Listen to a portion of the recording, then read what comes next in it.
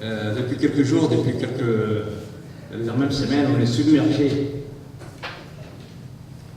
par les bouleversements en cours en Éthiopie et par les commentaires et par la réaction de ces bouleversements.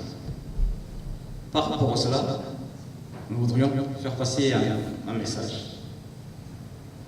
Au nom de Fruit, au nom des forces démocratiques, au nom des mouvements patriotiques,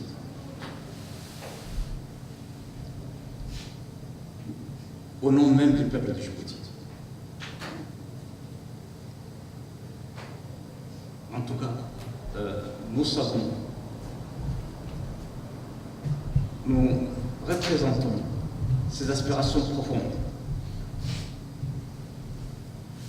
Nous nous réjouissons de l'événement en cours qui a débuté depuis des mois en Éthiopie.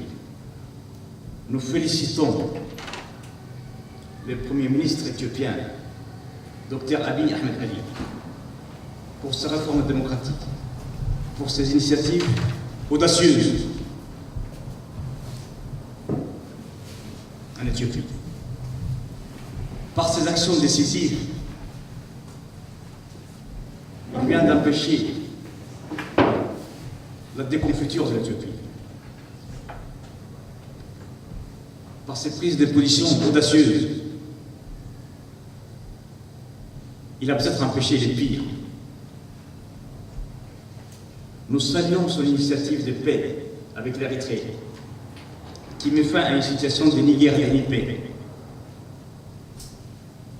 et qui met fin aussi à la souffrance des populations de part et d'autre des frontières. Nous saluons aussi la réconciliation entre la Somalie et l'Érythrée. Car qui peut, sincèrement, un homme sensé, qui est normalement constitué, comment peut-il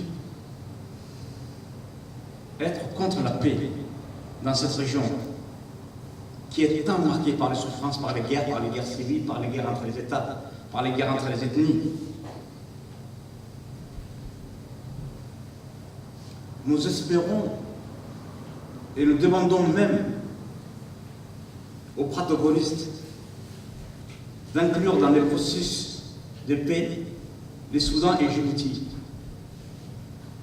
pour que cette région, après avoir été des zones de conflit depuis près de 50 ans, devienne la corne de la paix.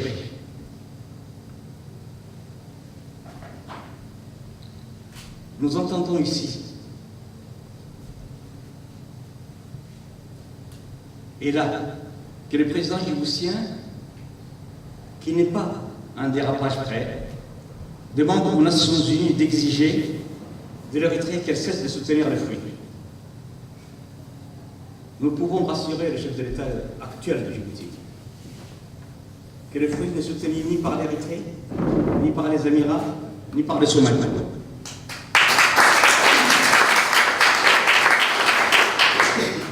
Qui peut sérieusement penser que notre mouvement est soutenu par l'Érythrée?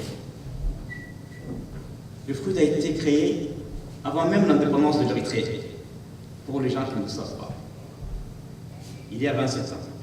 Et il a toujours compté sur ses propres forces. Mais croyez-moi, soyez-en sûrs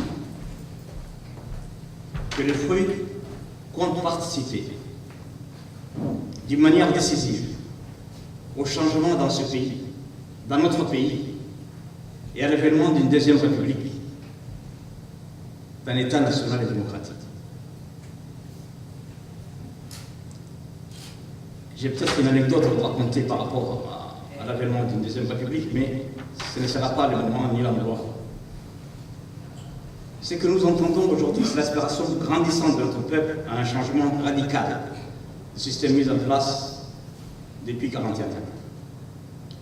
Nous entendons les cris des jeunes bergers qu'on exécute. Nous entendons les souffrances des femmes qu'on viole, qui sont violées par les soldats, des personnes qu'on torture, Et cela dure et perdure depuis 41 ans. La majorité d'entre vous aujourd'hui n'ont pas 41 ans ici. Et ce régime torture depuis 41 ans. Je suis même, récemment, on a rendu hommage à un grand défenseur des droits humains qui s'appelait Gaëtan Montou, qui nous a toujours soutenus pour dénoncer les violations des droits humains depuis 1977 en France. Nous entendons les complaintes des femmes et des hommes de la femme à Bokola, à Al-Khiba, à Lisselier, et dans le district du Nord et du Sud-Ouest, qui sont toujours soumis à un blocus depuis 1977. Nous entendons la clameur du peuple en faveur des libertés. Franchement, qui est content aujourd'hui de la gestion de ce pays bariaugé, empêtré par des petites querelles familiales? Qui peut accepter un seul instant qu'on torture des jeunes innocents, qu'on assassine des jeunes bergers, qu'on viole des femmes sans défense, qu'on torture à bras raccourcis,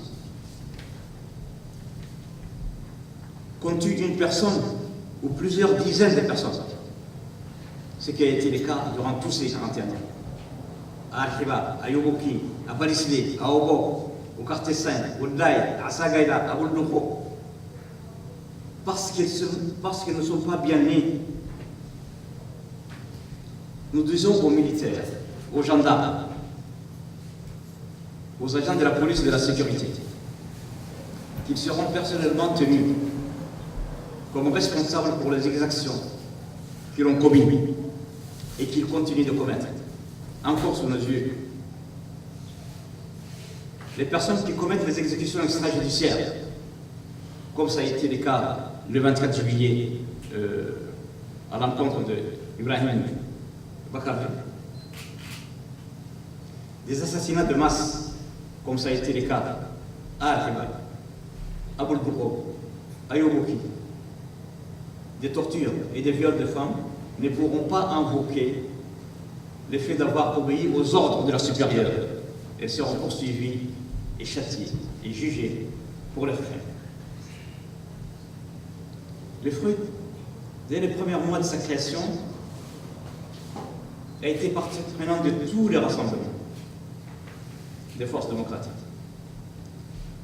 Et depuis, nous n'avons cessé d'appeler les rassemblements des forces qui aspirent au changement. Nous pensons que le moment est venu,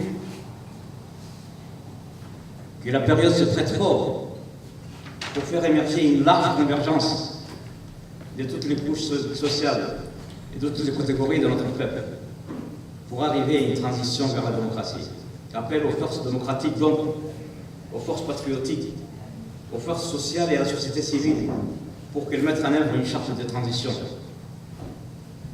Cette charte sera la plus inclusive possible, y compris pour les forces qui soutiennent aujourd'hui le régime et qui opteront pour le changement.